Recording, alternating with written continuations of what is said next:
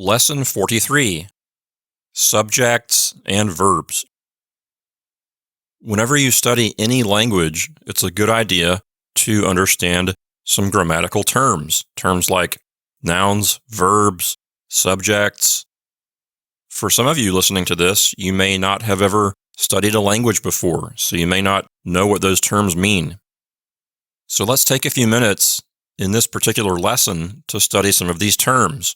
What is a noun? Well, a noun is a person, place, or thing. And we're talking about nouns here so that we can identify the subject of a sentence. Let's take a look at our example sentences. Matthew kicked the ball. In that sentence, the word Matthew is the subject. We know that Matthew is the subject because he's the one doing the activity in that sentence. The word Matthew is a noun, and it's the subject of the sentence. In the next one, Canada is a large country. The word Canada is a noun, and that's the subject of the sentence. In that sentence, the verb is not an action verb. It's just a verb of being, but nevertheless, the word Canada is the subject. And lastly, flowers need sunshine. The word flowers here is the subject of the sentence, and that's a noun. So those are some good basic terms for you to know about. Moving on to verbs.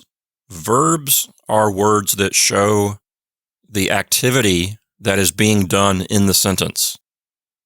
And we have a couple of different kinds of verbs.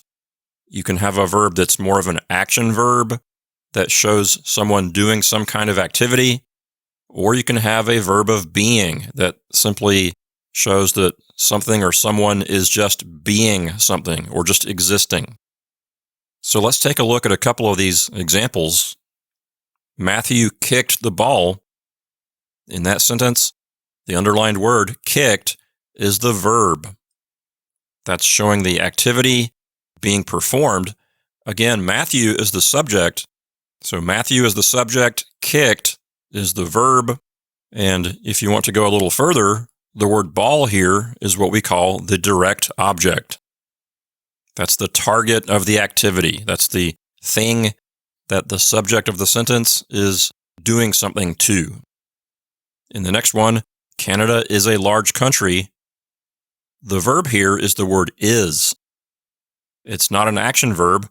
It's just a verb of being or existing.